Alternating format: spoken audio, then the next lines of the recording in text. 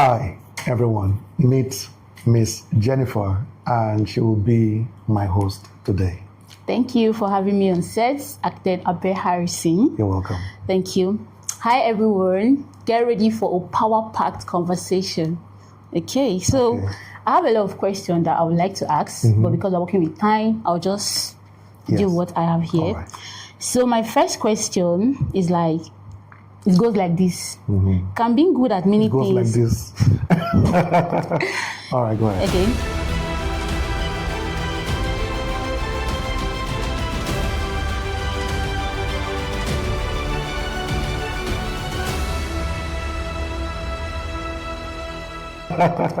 All right, go ahead. Okay. Can being good at many things turn into doing too much? Because there is this popular saying that goes like, jack of all trade, masters of none. And me, I'm into different businesses, and sometimes I wonder, am I doing too much? Or I'm just maximizing my potentials? And then human beings, right? So I'll be like, Jenny, you're doing too much. But the truth is, what I'm doing is what I love doing. And what I love doing is what makes me happy. And then what I love doing that makes me happy sells. So I don't really know. I would like to know the difference between doing too much and doing what you're called for. Okay, yeah. So I think the quote you just highlighted, jack of all trades, master of none. I think that quote is incomplete. I don't know the full quote, but I know that if you hear the full quote, it basically will diffuse that belief system that you have to do less things. I don't believe that anyone should be a master of one trade. I don't think that anyone was designed to be one thing, and the way I usually say it is that biologically, you are not one thing. Yeah. Biologically, you are a daughter, and perhaps you are a sister, perhaps you're a cousin, right? Yes. Perhaps you're a niece. Are you seeing that? Biologically. So by default, the very day that your mom gave birth to you, you were more than one thing. I don't think any one of us was designed or made to be one thing. So by nature, our genetics is wired to be multiple things at the same time. So as you try to be a daughter, you are also a sister. As you try to be a sister, you are also a cousin. As you try to be a cousin, you're also a niece to your uncle or to your aunties. You get the point now? So every single day, you are multiple things at the same time. So in business, in career, I think that nobody should be a master of one thing. What I do say is that you can have multiple streams of income, but always find a way to create a main stream of income from your multiple streams of income. So sometimes you have a mainstream that will help you find the multiple streams, or you have the multiple streams that will help you find the mainstream. Everything cannot be the main. Always there will be one thing that is the main thing, right? And yes, some people actually do too much. Okay? Many times there is that sense of conflict where you may be doing too much. And now, when I say you may be doing too much, it comes within two parameters. The first is that you may be doing too much that is disconnected. So, I need to explain this. It's possible that you can do 5 things, but those 5 things are all connected. Yes. I know what you do. I see what you do. And it looks to me that almost everything that you do are somehow connected. Nothing that you're doing is conflicting each other. Are you seeing that now? So once you are doing 5 things, and those 5 things are somewhat connected, you will find a balance to it. But you can still do 5 things, and they are all disconnected. And they will require your attention in very, very distinct ways that will conflict each other at the end of the day. So if you need to do multiple things, find a way to do things that drives you towards your core. You like media. So whatever you do with your tote bags, with your hair bonnets, your video content creation, what else do you do? Natural hair stuff. Natural hair. They all seem somehow connected. Nothing is conflicting each other. You can find a way to use your video content creation to promote your tote bags. And hair bonnets. All right, and hair bonnet. And two of them combined is tailoring. Yes. Right? And the hair thing you are doing is still a handcraft. It doesn't. You can do it in your spare time. So everything that you're doing, like we've got 4 things now, they are all somehow connected. Okay. But there are things you can do, then you have a job. So that's 5 things actually. Yes. You see, so they're all connected. You see that now? So, but there are people that have 5 things going on, even 3 things going on that are very conflicting. The only way that one will work is that 2 will suffer.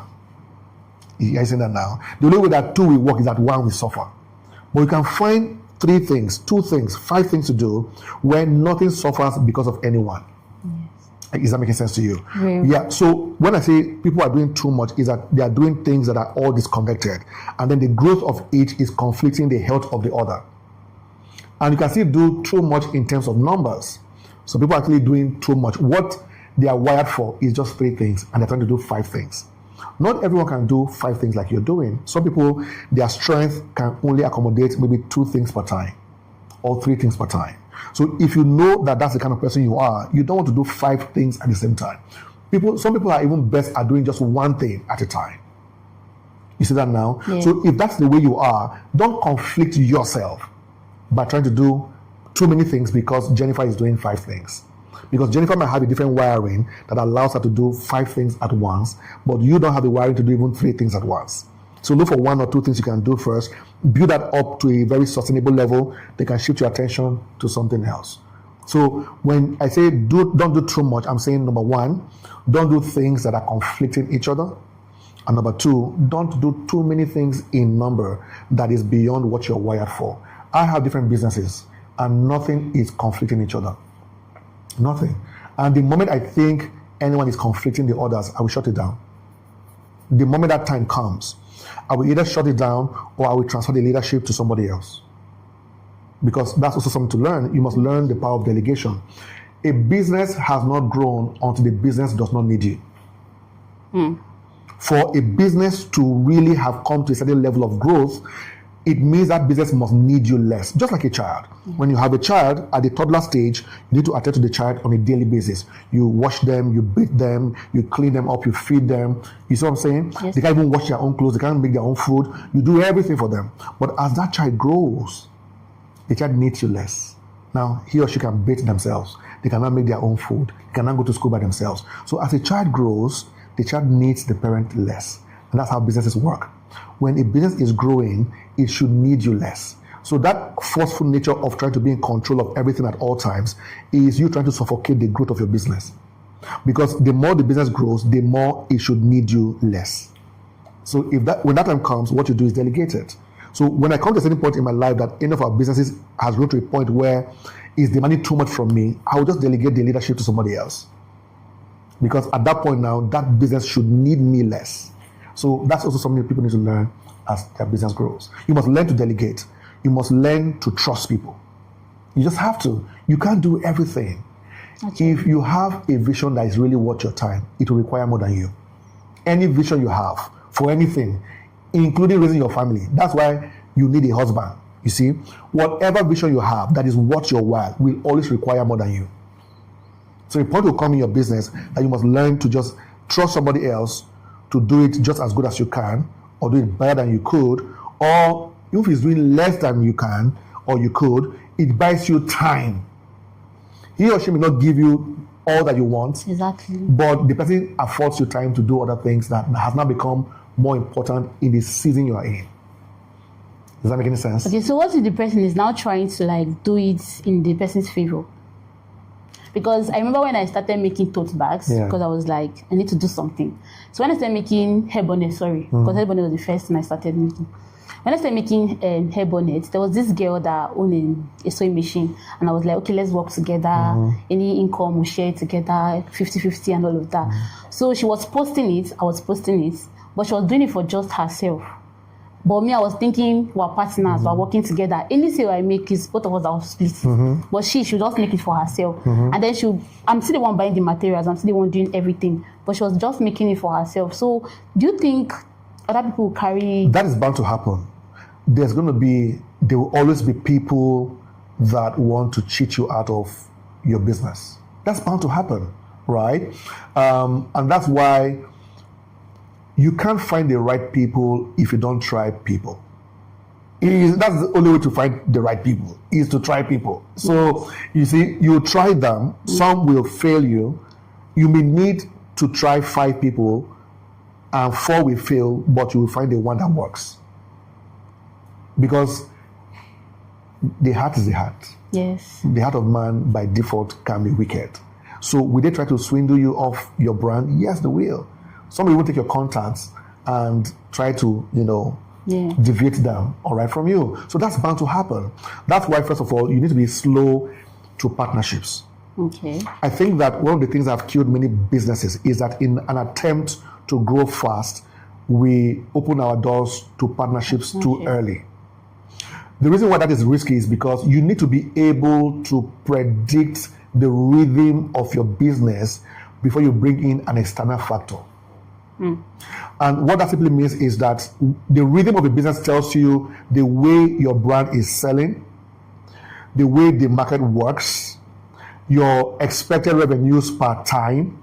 When you get all that rhythm and you balance it properly, when you're not being anybody else and there's an offbeat in that rhythm, you will know that something is not right.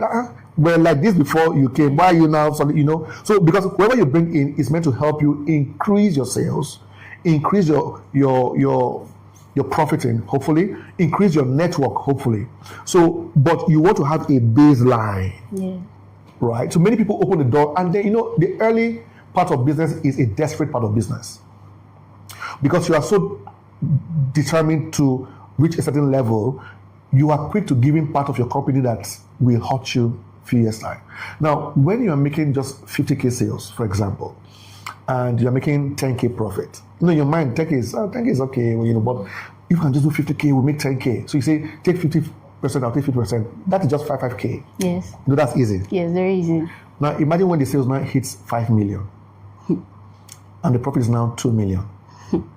Now you have to now give 1 million and you take 1 million. At that point now, they take on the heavy for mind. Exactly. Like, we make 2 million, which is good money, but from my 2 million, I'm giving 1 million out. So I don't even have problems with people that even give parts of transactions like that. But some people even go as far as giving part of their companies like that. They just say, come, let's partner, take 50% of my company, when you don't even know how far you're going to grow. So be slow to giving parts of your companies out to people. If you must even give a part of anything out to anyone, give parts of transactions, not your company. All right. To say, if you sell 5 bags, from those 5 bags you have sold, take 50%. Don't say, whatever we sell, we share 50-50. No. Keep it transactional based, like whatever you sell. All right, it's my brand, it's my company, I'll produce, I'll bring the raw materials. When you sell 50, you will take 50% of the profit of what you have sold. I think that I just wanted her to trust me that can do something. So many times, it's just because you are new in the business, you really want to find that sense of community, so you were quick to just giving out something. And many times we end up giving out too much, But will people fail you? Yes. Have I been betrayed? I have been betrayed countless times. Countless, by those I really trusted. But that's part of the growth process. You see, so I'm even quick to forgive them because something I expected is bound to happen. People will go behind your backs and they'll stab you. So, but it's the only way to find the right people is by trying other people. If you don't try people, you can't just say you will wait till you find the right. How do you know the right one? Exactly. It's when you try that you know, right? So it's by trying people that you find the right people. And sometimes in trying to find the right people, you will meet the wrong people. Thank you very much. Sure. Okay, so my next question, this is like a popular question because I started my business while I was in school, and then a lot of students are asking, Jenny, how did you combine your business? How did you combine your... So I want to hear your own opinion. I want to hear your own view about it. So the question is, how do you combine both school and business, knowing fully where you can't pay fees unless you do business? So this question, if I hear you correctly, is tailored to students who have a sponsorship problem. Yes. Like maybe their parents are not able to fund their school. No guardian. Or no guardian to help them fund their school. So this is not to everyone. No. There are some students who have parents who can fund their school, who can give them pocket money, pay their fees and all of that. This question, if I hear you correctly, is directed to students who truly need a source of revenue to be able to pay their bills through school. Am I correct? Yes. Yeah, so I mean, for such people, first of all, I strongly empathize with them, more so because even though my dad was alive when I passed through secondary and primary school and university, I beg your pardon. And he did his best as much as he could, especially in my university. At the point I was going into university, he had gone bankrupt. Oh. He was doing very well when I was much younger. Then somewhere in my secondary school, he began to go bankrupt. And that bankruptcy extended all the way to my university. So at the point when I was in the university, it was mostly my two elder sisters, majorly my elder sister, and then my immediate elder sister as well. Both of them were the two that were supporting me through school. My dad would still send me small pocket money, don't get me wrong, but it wasn't going to take me anywhere, so my two sisters would send me some support. But at some point, my sister's husband at the time would send me books to sell. He used to do this Q&A books for WAEC and JAM. So he would send me quite a number of copies to sell. So, in my spare time, I would go to the streets of Jos to sell those books to bookstores. So you schooled at Jos? Yeah, I schooled in Jos, Uni Jos, yeah. So that helped me also to augment the support I was getting from my sisters. And I'm sure that if I didn't have that side hustle, I'd have been in big trouble because, as you know, I'm an architect. And in architecture, it's not like regular other departments where you basically just have your textbooks. In architecture, you have your textbooks, but you are always drawing and modeling. And those models and those drawings require tracing paper, like we used to use those days. Some of us even require computers because we have to design what we call CAD, computer-aided designs. And so all of that required a lot of financing. So there was no way that I was going to survive going through school without that side hustle. All right. So I kind of empathize with people in that situation because I went through it, maybe not in the most severe way, but I know the feeling. There were times that I missed lectures because I couldn't afford transportation to school because the way Uni Just is designed, the hostels were far from the main campuses. So you would need to use a taxi to get to where your lecturer is holding. And sometimes I had to miss lectures because, it was too far to trek in some cases. And then, I didn't have the money to go to school. There were times that I could barely eat for quite a while. There's a story of me and my friend, Apostle Gideon Odoma. We had maybe, I think, just 10 naira. 10 naira, two of us combined. I think it was 10 naira at the time. That 10 naira or 15 naira. That was what year? This was maybe almost 20 years ago. Okay. Almost 20 years ago. I was about 22 years at the time. Now I'm 44. So we had about 10 naira or 15 naira. That's all we had, all of us combined. So we're not eating for a long time. I don't know how long, maybe a day or two. But at this point, we became like the four lepers, like, do we sit here and die? So we eventually had to figure out, okay, what is important to you? He said, if you just have biscuits, it's okay, or something like that, So we took the money and we bought some biscuits and we bought Gary. Okay. So he had biscuits and I had Gary, something like that, and that was probably all the meal we had for like a day or two. That was the life I lived through school, So I kind of understand when people need a side hustle to pay their way through school. And for such people, yes, you may need to strongly consider doing something while you're in school. And it may be the most lowest kind of business, but do it. It could be selling pen, it could be selling akara, it could be selling, I don't know what people sell in school. You can sell books also. Books, yeah, whatever it is. But it's important to find a way. You could go and learn, even if you're a guy, go and learn how to barb hair. And find a way to get someone to loan you money to buy a clipper or something, I don't know. Or go and meet a barber and borrow his clipper, I don't know. But I've had to do businesses without, if you read my book, Problem Power, you see that I began selling laptops without money. Yes. So there are ways you can start a business without money. I've done it, right? So you can be a student and find something to do. You can be a lady and you plait hair. You can be a guy, you can offer to wash people's clothes. So for those of you who are very busy, especially like maybe you're in medicine, you're in pharmacy, you don't have time to wash your clothes. For like 15K every semester, I will wash clothes for you once every 2 weeks. Wash clothes. They'll give you they'll give you soap. If you spend 3 hours, you have washed the clothes. For extra 15,000 naira, I will iron for you. Oh. You know what I'm saying, right? It's a hustle. So you can create things like that doesn't require anything from you. Whoever is giving you the clothes will give you the iron. They'll give you the soap. They'll give you the omo. They'll give you the clothes. But you wash once in 2 weeks. it will kill you. You know what I'm saying, right? With that, you can raise money to sustain your way through school. You can make hair, you can sell, you can go and collect things from the market and sell, collect t-shirts and sell, collect handbags and sell, collect small jewelries and sell. You can go and convince somebody in the market to give it to you on credit. Like the gentleman that came to our mentorship group some days ago who said he was selling perfumes and he was in school, all right, and he didn't have the money to buy the perfumes. So what he did was that he spoke to the distributor who gave him perfumes on credit. He sells them and he pays the money. So you can do that. You know, there are those kind of 4K, 3K, 7K perfumes. Find a wholesale person, take it from the person and sell. Attachments, many things, right? But yes, I'm in full support that students who don't have parents or guardians who can pay their way through school, they should seriously consider a side hustle. Yeah. All right.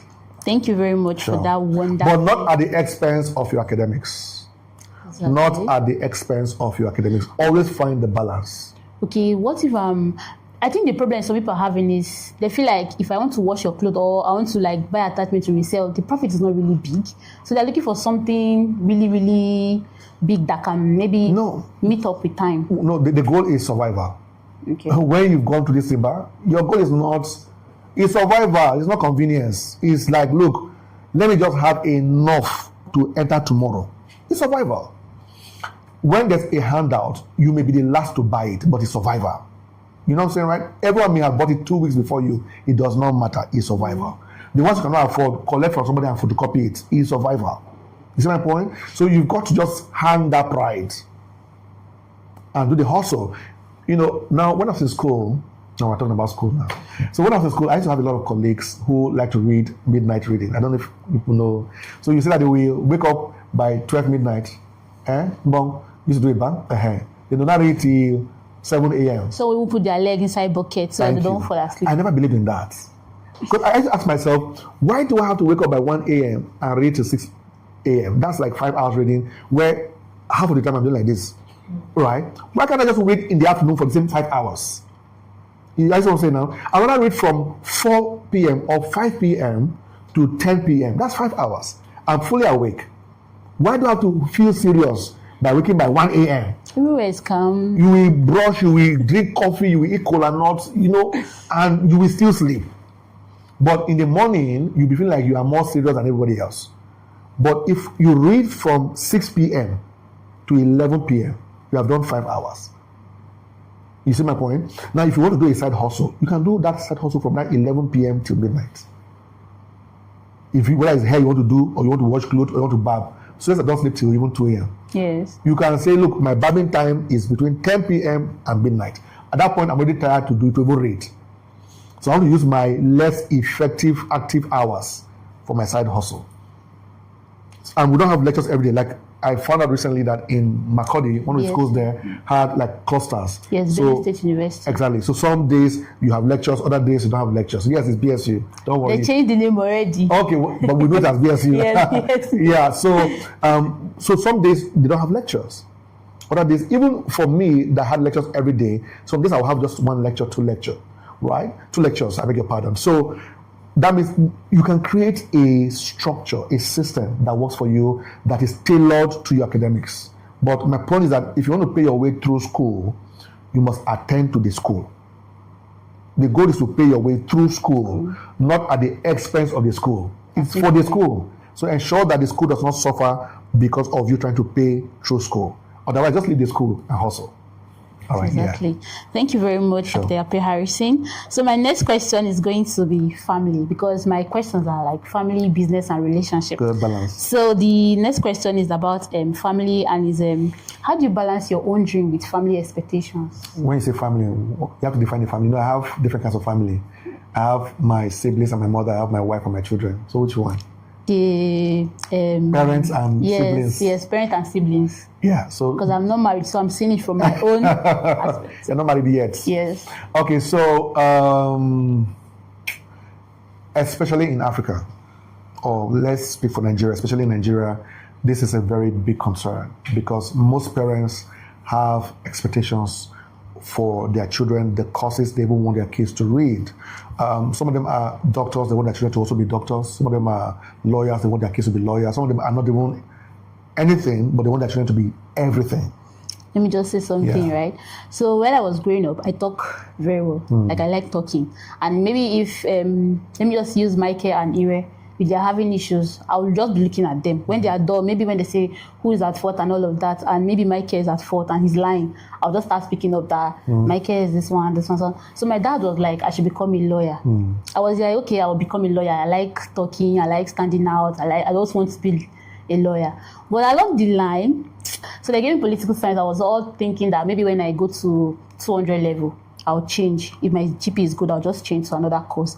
So my dad was like, okay, that's fine, everything. So I was now doing political science. Political science was not like something that is not very stressful, but it's stressful. But it's not very stressful. You can balance with whatever you want to do. So my dad was like, when I was entering 200 level, he was like, what happened to the law? And I told him that I don't want to read law again. I want to focus. My dad was actually angry because, like, to him, this is what you're good at. This is what you should do. Go for it and all of that. But to me, that was not what. So I think I'm also... Yeah, so that's also a very important thing to state here, because you have the parental and family expectations. Also, you also need to understand that you have your personal expectations. And so let's start with the family. First of all, there's nothing wrong with your family having expectations for you. There's nothing wrong about that. If they love you, they will expect the best for you. Okay, so it's okay for them to say, look, I wish that my daughter is a medical doctor. Yeah. I wish that my son is a lawyer. I wish that my daughter is an accountant. There's nothing wrong about that. But it's wrong to impose it on your children. As a parent, it's wrong to impose that. There's nothing wrong to suggest it to your children. To say, I've always wanted you to be a lawyer. You see, and allow the child to find his own way or find her own way, okay? However, you too may have your own expectations. It's even possible that when you were younger, you thought you would be a lawyer, Exactly. all right? But people need to know that as you also grow, your desires, your expectations will change. So there's a part in your life that you feel like all I can ever do is to be a doctor when you were 12. Now you are 18, you hate the idea of being a doctor. So you must understand that part of yourself, that as you grow through your ages, through time, your desires will change as well. Because as you grow, you change, okay? So when you change, don't be afraid to go with the flow. Because you may have wanted to be a medical doctor at one time, and then now all you want to do is media. Yes. There's nothing wrong with that. You see that now? My wife studied microbiology, right? She's a microbiologist, and she was good at it because she worked in the lab for a bit. Now she has nothing to do with microbiology. You see that now? You see? So as you grow, you change. So sometimes you need to consider what your family wants you to do. In some cases, there's merit in it. Yeah. Because there are things that you will do just for a better life. And there's no crime in that. To say, look, I want to be a hairstylist, but if I'm an accountant, I will make more money better than a hairstylist for the first 10 years. So I will study accounting to be an accountant, and I will do it for 10 years. Then later I will open my salon to still do the hairstylist thing. You see that now? So you can't say because I want to be a hairstylist, I will not be an accountant. Sometimes you may need to go ahead and do the accounting because it will give you the prospect of a better life. I'm an architect, and everything that God has helped us to build stemmed out from architecture. You see, maybe if I was something else, if I was let me not go into that course for the angry, but if I was something else, maybe I wouldn't have grown this fast. Who knows? But architecture, was good to me by God's mercies. All right. So sometimes you may have to choose the way of your family because it gives you better opportunities for the future. You don't want to do accounting, but you know that if you do accounting, there's where you will work that you will make more money faster. Yes. All right. And then in 10 years, you can still go and open the businesses you wanted to open all along. I see that now. So that way now, because in Africa, you must sort your parents, you must sort your siblings, So you're not just living for yourself. So whatever you can do in your study to increase the prospect of your revenue is not a bad thing. All right. And even if you study something that they all wanted you to study, like medicine, and you come out and medicine is not medicine, it's not working for you. Leave medicine and go and do something else. All right. I share a popular story of one of our management staff in the office who is also a microbiologist, but now he designs. Wow. He's not into construction, into furniture, and he's one of the best we have. Wow. But what he studied was microbiology. But right now he has left that field completely, and sincerely is one of the best we have, even though he's not an architect. Are you seeing that now? He designs actually now. So you can still listen to your folks. I'm not saying go against your folks, because they may have some very good reason for what they're saying you should do. So in my thinking, look for what is most suitable for your future. And what is most suitable for your future may be in alignment with what your family is asking you to do. In other cases, it may not be in alignment. But the goal should be what is best for your future 20 years from now. Yeah. So we can Let me just imagine being a lawyer. Where will I be? Anyway. Yeah, lawyer in Nigeria. Nah. Let's just go to the next question. Okay, then this is another question that I'd like you to give me your own opinion about it. Okay. What do you think about parents having favorite child? No comments. Anyway, so I don't know why people have favorite children. Okay. Why parents have favorite children. I don't know why. So I'll tell you a story. When I got married, at some point, I wanted to know what it felt like to have a preferred gender. Okay. Because the typical African man wants to have a son. Yes. Right? So I was trying to check my heart to see which gender do I prefer. Like, will I want to have a son or a daughter? And I couldn't decide. I just knew that I would be grateful with anyone God gives to us. And I meant it, and then thankfully, God gave us our first child, our second and our third. And in all the three experiences, there was no point that I had a preference to say, I wish that this would be a girl, I wish that this would be a boy. Mm-hmm. There was no point that I had a preference. And then now that God has given them to us, I don't think I have a favorite child. I don't think that I have a favorite child. I don't think so. At different stages of their growth, it may look like I am more bonded to one of them. Yeah. Usually the youngest. You see, like our youngest now is Castle. So, he's always around me, okay? And when I'm eating, he may be the first I will call to say, where's Castle? Let's eat, Doesn't mean he's my favorite. He's just the youngest, yeah. He's the one that has more attention needs than the other ones, all right? But I love them equally. Sincerely, I do.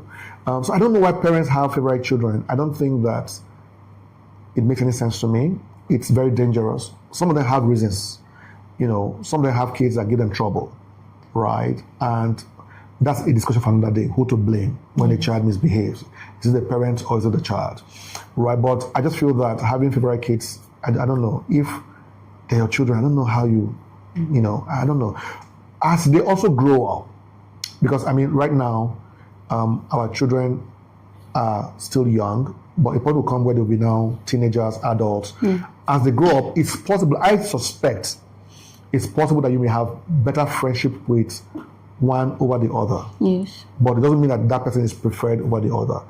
Like anybody in the office now, I'm not sure you're close to them the same way, or even your siblings. I'm sure that you talk to one more than the other. Exactly. So I feel like as they grow up, I may build better friendship with one than the other. It doesn't mean I prefer that one to the other. You see, but at that level now, they'll be calling me like friends. And one may be more open to me about everything than the others. Girls are usually open to their dad than the guys. Not always, but we'll find out. Okay, so, right. but really, so I feel like I don't believe in having favorite kids. Okay, thank you very much. Then my last question is about relationship. Okay. So this one is, how do past experience or heartbreaks affect the way we see relationships these days? Have you been heartbroken? Yes. How many times? Just once. When? That was 2022. That's 3 years ago. Yes. Have you overcome the heartbreak? Not for the So that means the answer is no. Because usually if the answer is yes, it's easy to say. Am I correct? Uncle Mike? And if you don't overcome, you say, So, yeah. So now that we've cleared that out of the way, let's hear the question again one more time. Okay. How do past experience or heartbreak affect the way we see relationships these days? I'll say it from two angles. So let's assume that you have not fully healed from your heartbreak that happened 3 years ago. What you have done without knowing is that you've empowered the one who broke your heart. When you allow a heartbreak to sustain for too long, you empower the one who initiated the heartbreak. Sometimes we are the ones that initiate our own heartbreak. Because if we investigate in some cases, you may even be the one that caused the heartbreak. It may be something you did that made him break your heart. Or it may be something that he did that made you break his heart. You know what I'm saying, right? But I'm just trying to say that whoever caused the heartbreak in this matter is not consequential. The point here is that when you let heartbreak remain too long, you empower the one that you think caused the heartbreak. And it's hard to move on when you have not shaken off the previous heartbreak. You see that now? Well, my real point here is that why do you want to give that person that much power? Because, for example, let's take you for a case study. We're just assuming that you are still feeling hot about the heartbreak that happened 3 years ago. Why do you want that person to be this active in your life till now? Is that making sense to you? Because as long as you keep feeling that hot, that person is still active in your life, even if you haven't spoken to them in 3 years. The fact that everything about him still upsets you, or when you see his status, it upsets you, or you hear about him, it upsets you, or when you think about him, it upsets you. When you keep doing that, you keep him active in your life consistently. And in some cases, he's even more active than those of us who are present. You see that now? Because he's touching you in ways that those around you can't even touch you. Because you have friends in your life, male or female, who are very close to you, who care about you, who don't even have that same effect on your life like he does. And it's unfair to everybody around you that you give him that much power over your heart. So the first motivation to recover from a heartbreak is to take that power from the one who caused the heartbreak. That should be your first motivation. Is that I want to take that power that he has or that she has over me from them. So the first thing to do is to ensure that I shake off the impact of the heartbreak. Number two, when you allow it linger too long, it impacts on the way you open your heart, which is what you're asking here, to other people. Yes. Who may be way more genuine, way more legit, way more rewarding, way better. And you will not be judging them on the premise of your heartbreak. And that's very unfair to anyone, that I had no hand in the way you feel, but I'm paying for the way you feel. I did not cause the way you feel, but I'm the one paying for the way you feel. Do you understand? I'm actually a solution to the way you feel, but I'm the victim of the way you feel. Nobody should go through that. You are worth it, but it's too much price to pay to have you. Are you saying that? So from a logical sense, it's not fair to whoever you want to be with in the future to allow the impact of a heartbreak to determine how you treat them. However, let me close with this. Always be aware of the lessons from heartbreaks. Because what you need are the lessons from the heartbreak, not the pains from the heartbreak. Many of us, we are keeping the pains of the heartbreak and we are not paying attention to the lessons of the heartbreak. There are many things that if you think back on the heartbreak, you will have so many wisdom to extract from it. Like, now I know better that I will not allow a man meet my mother in the first 2 years. Now I will not introduce a guy to all my family members in the first 1 year. Now I will never allow myself to go and spend the night in somebody's house before. You know what I'm saying? Now you can now start creating new laws, new regulations. You know what I'm saying? From the lessons you've learned. I will not be sharing accounts with, some of you are just dating 3 months, you're already sharing accounts. Let us have joint accounts. Are you married? You know what I'm saying? So there are things that heartbreaks will teach you. As much as I won't let you harbor the pain of heartbreaks, I will still say that you must listen to the wisdom of heartbreaks, because every heartbreak will afford you wisdom on how to do better next time. Thank you very much. Yes, And I think that's. Is it any question again? no. That's Okay. that's all for this episode. Okay. Maybe. Yeah, coming back. Yes. Yes.